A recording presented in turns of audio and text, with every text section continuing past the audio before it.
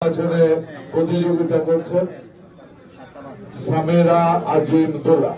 উনি উপস্থিত আছেন আমার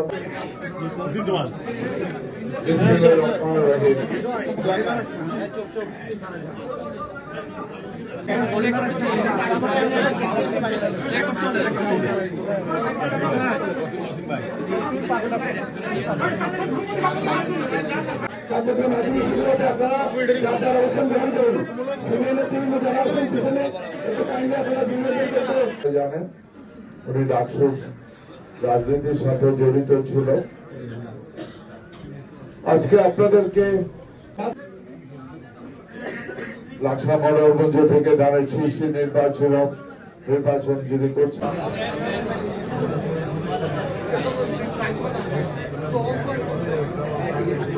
আমি সামিরা আজিম দোলা, আপনাদের প্রিয় নেতা মরহুম কর্নেল এম আনোয়ার আজিমের মেয়ে।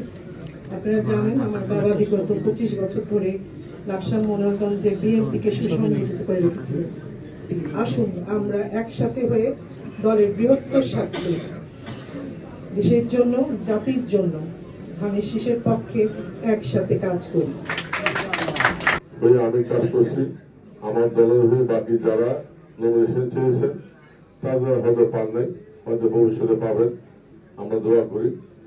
সামেরা আজিম দোলা শেষ পর্যন্ত উনি আমাদের ধানের শীষের প্রার্থী জনাব কালাম ভাইকে সমর্থন দিয়ে কালকে থেকে একসাথে ধানের শীষের পক্ষে কাজ করার সিদ্ধান্ত নিয়েছে।